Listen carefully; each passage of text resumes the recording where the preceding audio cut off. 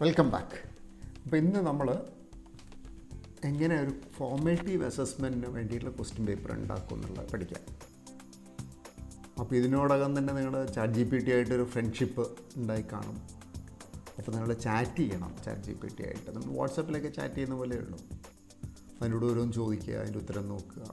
ആ കൂട്ടത്തിൽ തന്നെ അതിൻ്റെ ഫീച്ചേഴ്സിനെ പറ്റിയും പഠിക്കണം. നമ്മൾ ഏത് ടൂളും ഒത്തിരി ഫീച്ചേഴ്സ് ഉണ്ട്. അപ്പോൾ നിങ്ങൾ ഫീച്ചേഴ്സ് പറഞ്ഞിട്ട് പിന്നെ നിങ്ങൾക്ക് ഇൻട്രസ്റ്റ് പോകണ്ടെന്ന് വെച്ചിട്ടാണ്. വളരെ സിമ്പിളാവണമെന്നുള്ളതായിരുന്നു എൻ്റെ ഒരു മേജർ ഫിലോസഫി. ഇപ്പോൾ ChatGPTയെ പറ്റി നിങ്ങൾക്ക് ഒത്തിരി കാര്യങ്ങൾ കിട്ടും നെറ്റിൽ നോക്കിയാൽ. പക്ഷേ എൻ്റെ കോഴ്സിൻ്റെ ഒരു main philosophy I wanted to make it simple so that you will start using it and then you will learn complicated stuff on your own. എളുപ്പമുള്ള കാര്യങ്ങൾ ഞാൻ പറഞ്ഞെന്ന് കഴിഞ്ഞാൽ അത് ഉപയോഗിക്കുമ്പോൾ നമുക്ക് വലിയ ബുദ്ധിമുട്ടുള്ള കാര്യങ്ങൾ പഠിക്കാൻ പറ്റും.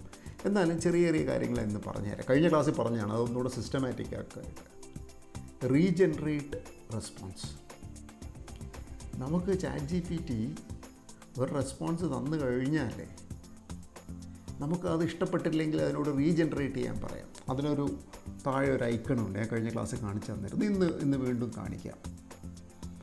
പിന്നെ എന്താണ്, ഒരു സൈഡ് ബാറുണ്ട്. നമ്മൾ ആ വിൻഡോയിൽ ഒരു സൈഡ് ബാറുണ്ട്. പിന്നെ എന്തുണ്ട്, ന്യൂ ചാറ്റായിട്ട് നമുക്ക് ക്രിയേറ്റ് ചെയ്യാം, സ്റ്റാർട്ട് എ ഫ്രഷ് കൺവെർസേഷൻ.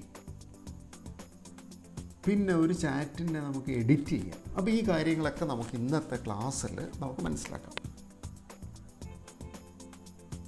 അപ്പോൾ നമുക്ക് ചാറ്റ് ചെയ്യാം ChatGPT ആയിട്ട്.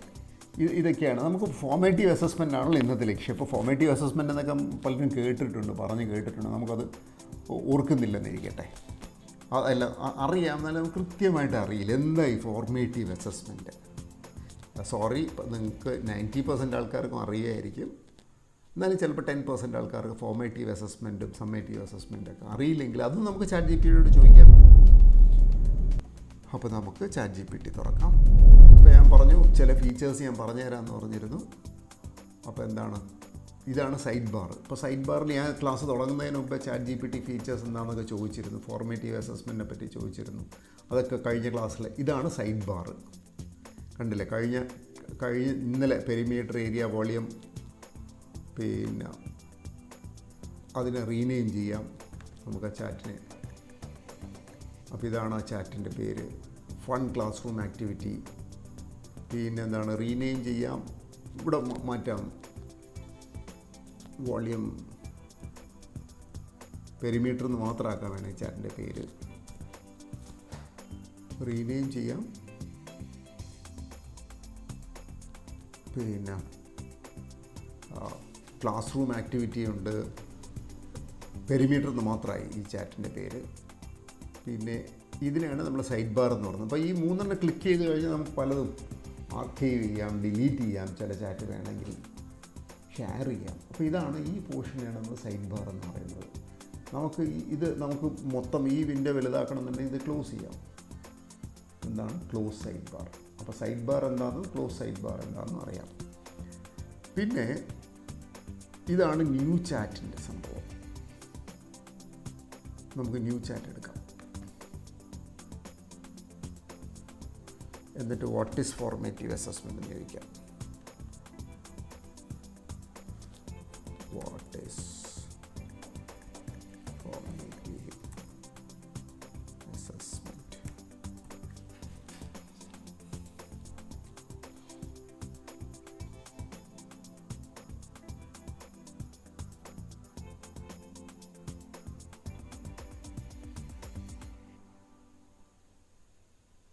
ഒത്തിരി കാര്യങ്ങൾ പറയുന്നുണ്ട്. നമുക്കതങ്ങ് ഇഷ്ടപ്പെടുന്നില്ല. നമുക്കിതൊക്കെ അറിയാമല്ലോ.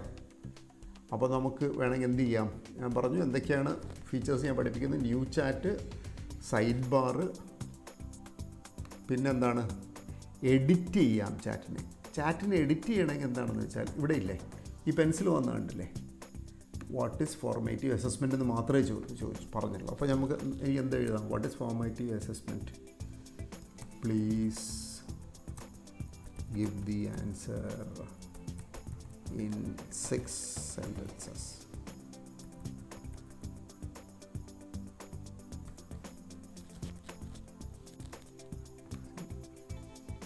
കുറേ കഥകളൊന്നും വേണ്ട, 6 sentences.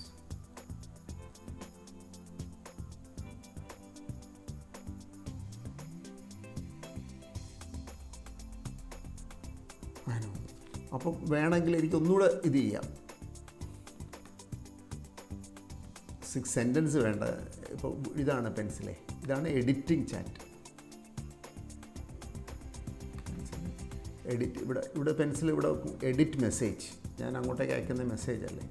അപ്പോൾ എഡിറ്റ് ചെയ്യാൻ പറഞ്ഞാൽ ഇതാണ് 6 സെൻറ്റൻസ് അല്ല വേണ്ടത്, 6 ബുള്ളറ്റ് പോയിൻറ്റ്സ്. ഈ പാരഗ്രാഫ് ആകുമ്പോൾ വായിക്കാൻ സുഖമില്ലല്ലോ.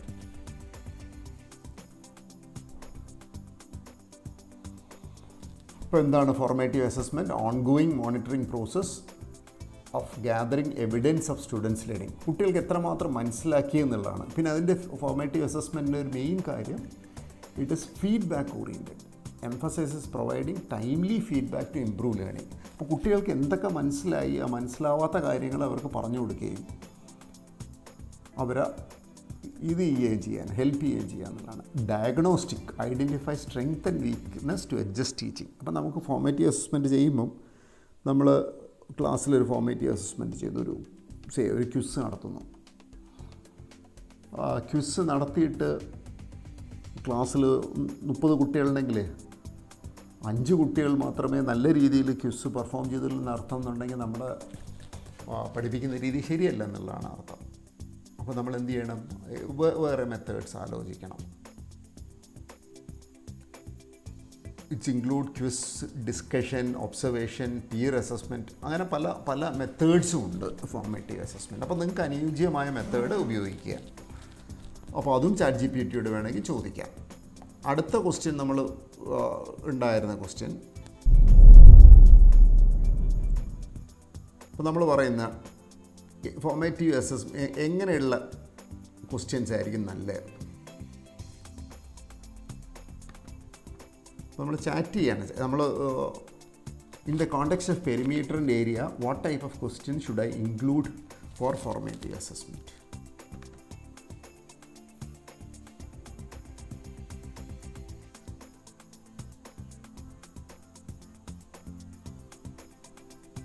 അപ്പോൾ ഒത്തിരി നമുക്ക് ഒത്തിരി ഇൻഫർമേഷൻ കിട്ടും കേട്ടോ. അപ്പോൾ ഇത് ഒത്തിരി വായിക്കാൻ ഇഷ്ടമില്ലെങ്കിൽ എന്ത് ചെയ്യാം? ഇവിടെ എഡിറ്റ് മെസ്സേജ് കൊടുക്കാം. എഡിറ്റ് മെസ്സേജ് ടൈപ്പ് ചെയ്തില്ല.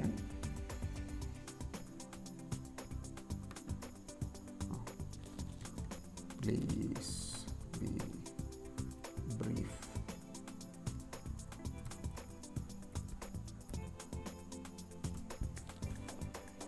പറയാം ആദ്യമേ, please be brief.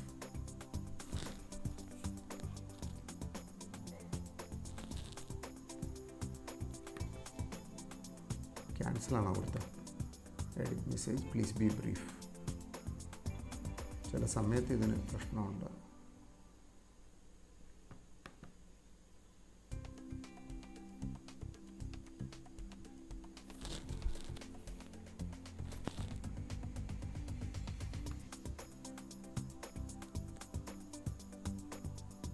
Require calculation, application, comparison, problem solving, estimation, ഇങ്ങനെയുള്ള കാര്യങ്ങളൊക്കെ ആക്കാം.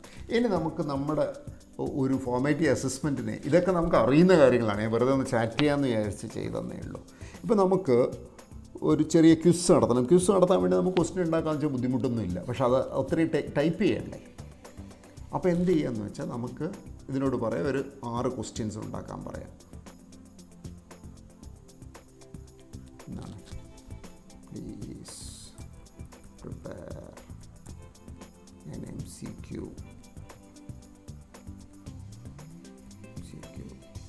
with 6 questions,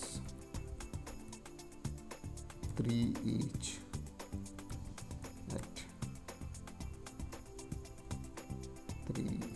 at understand and apply level.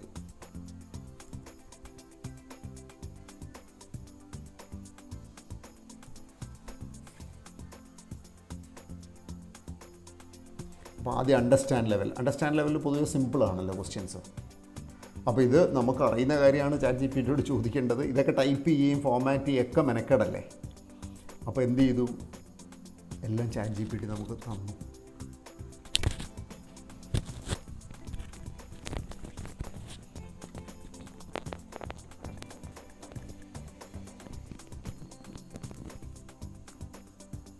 നമുക്ക് ക്വസ്റ്റ്യൻസ് നോക്കാം.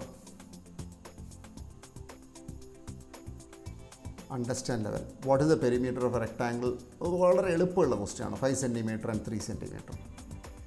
ഫോർമുല, ട്രയാങ്കിളിൻ്റെ ഏരിയ കണ്ടുപിടിക്കാനുള്ള ഫോർമുല.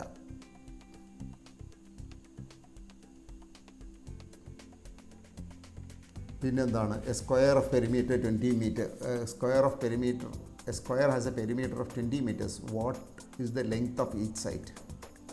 അല്ല, സിമ്പിൾ ക്വസ്റ്റ്യൻ ആണ്. അപ്ലൈ ലെവലാകുമ്പം ആപ്ലിക്കേഷൻ ലെവൽ ക്വസ്റ്റ്യൻ ആണ്. John wants to fence a rectangular garden with a perimeter of 36 meters. If the length of the garden is 12 meters, what is its width? നമ്മുടെ റെക്ടാങ്കിളിൻ്റെ ഇതൊന്നും പറഞ്ഞിട്ടില്ല. അപ്പോൾ calculate the area of circle with radius 4 centimetre. Triangle has. അപ്പോൾ ഇതിൽ ഈ question generate ചെയ്തപ്പോഴാണ് നമ്മൾ മനസ്സിലാക്കുന്നത് എന്താണ്, നമുക്ക് റെക്ടാങ്കിളും സ്ക്വയറും ട്രയാങ്കിളും അല്ലേ വേണ്ട. അപ്പോൾ നമുക്ക് എന്ത് ചെയ്യാം?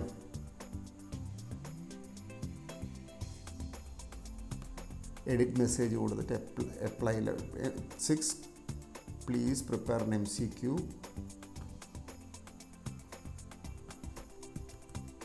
for the following topic. എന്താ topic? Perimeter and area of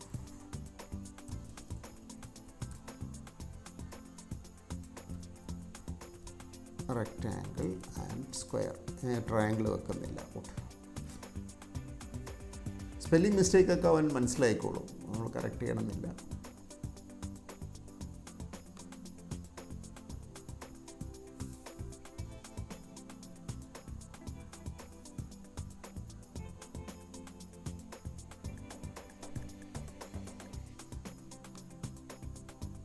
അപ്പോൾ ക്വസ്റ്റ്യൻസ് കണ്ടില്ലേ? ആദ്യത്തെ 3 ക്വസ്റ്റ്യൻ എളുപ്പമുള്ള ക്വസ്റ്റ്യൻസാണ്. ഫോമിൽ എന്താണ്, പിന്നെ സിമ്പിൾ പ്രോബ്ലംസാണ്. അപ്ലൈ ലെവൽ എന്ന് പറയുമ്പോൾ ശരിക്കും അപ്ലൈ ലെവൽ ആയില്ല. അപ്പോൾ ഇത് നമുക്ക് ഇഷ്ടപ്പെട്ടില്ല, എന്ത് ചെയ്യാം? ഇവിടെ റീജനറേറ്റ് ചെയ്യാം. അപ്പോൾ വേറെ ക്വസ്റ്റ്യൻസ് വരും.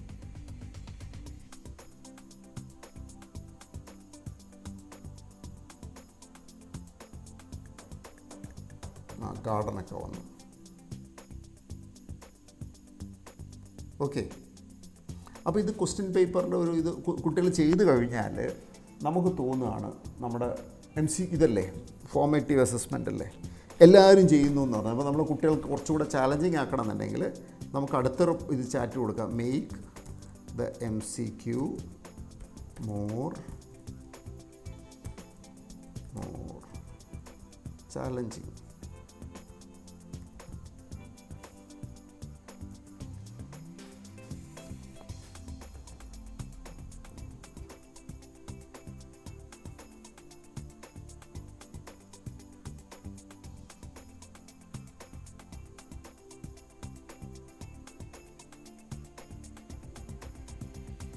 അപ്പോൾ മോർ ചാലഞ്ചിങ് എന്ന് പറഞ്ഞപ്പോൾ rectangle as an area of 50 square units and width of 5 units. What is the perimeter? അപ്പോൾ ഇതിൽ നിന്ന് എന്താണ് നമുക്ക് തിരിച്ച് ചെയ്യണം. വിത്ത് തന്നിട്ടുണ്ട്, വിത്ത് നമുക്ക് ആദ്യം ലെങ്ത്ത് കണ്ടുപിടിക്കാം, ലെങ്ത്തും വിത്ത് പറഞ്ഞ് പെരിമീറ്റർ കണ്ടുപിടിക്കാം. അങ്ങനെയുള്ള രീതിയിൽ ചെയ്യാം. ഇനി നമുക്ക് എന്ത് ചെയ്യാം? ഇതിൻ്റെ കീ വേണമെന്നുണ്ടെങ്കിൽ പ്ലീസ് ഗിവ് ദ കീ. അപ്പോൾ കീയും തരും. അതിൻ്റെ എക്സ്പ്ലനേഷനും തരുന്നുണ്ട്. അപ്പോൾ ഇതിൻ്റെ വേറൊരു ഫീച്ചർ ഞാൻ പറഞ്ഞല്ലോ കഴിഞ്ഞ ദിവസം. ഇത് നമ്മൾ പിന്നെ എൻ്റെ നോട്ട്സിൻ്റെ കൂടെ ഇത് തരാം. ഈ ചാറ്റിൻ്റെ ഒരു ലിങ്ക് തരാം, ഷെയർ എ ചാറ്റ്. അപ്പോൾ ഞാൻ എന്ത് ചെയ്യുന്നു, ആ ചാറ്റ് ക്രിയേറ്റ് ലിങ്ക് കൊടുക്കുന്നു, കോപ്പി ലിങ്ക്. ഇത് ഞാൻ നിങ്ങൾക്ക് ഷെയർ ചെയ്യാം.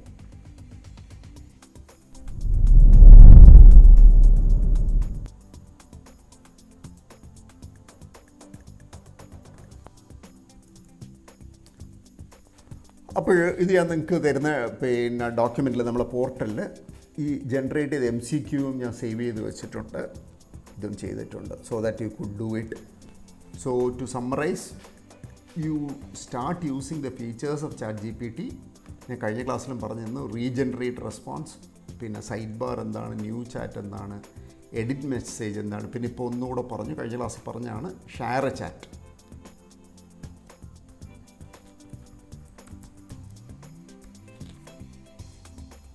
പിന്നെ നമുക്ക് എന്തെങ്കിലും അറിയില്ലെങ്കിൽ അതും ചോദിക്കാം. അത് കഴിഞ്ഞ് ഇതാണ് നമ്മുടെ ഒരു prompt: generate 6 MCQ for formative assessment, 3 each at the understand level and apply level.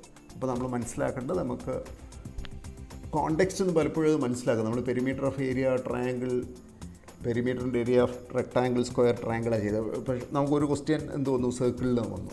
അപ്പോൾ നമുക്കപ്പോൾ എന്ത് ചെയ്യാം, നമ്മൾ പ്രോംപ്റ്റിൽ സ്പെസിഫിക് ആയിട്ട് കൊടുക്കാം. നമ്മൾ ഫോർ ദ ഫോളോയിങ് ടോപ്പിക് എന്ന് പറഞ്ഞ് കൊടുക്കാം. എന്താണ്, ഫോർ ദി അപ്ലൈ ലെവൽ. ഇങ്ങനെ ആകുമ്പോൾ ഒരു അംബിഗിറ്റി ഇല്ല. For the following topic. എന്താണ് topic? Perimeter and area of rectangle and squares.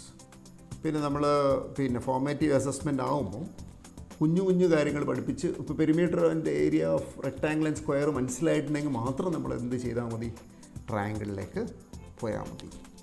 അത് എപ്പോഴത്തെ പോലെ നിങ്ങളുടെ suggestion and feedback is very valuable. I want to know what you want. അപ്പോൾ ഇതിൽ എന്തെങ്കിലും കൂടുതൽ കാര്യങ്ങൾ അറിയണമെങ്കിൽ നമുക്ക് മെയിൽ ചെയ്യാം. So thank U.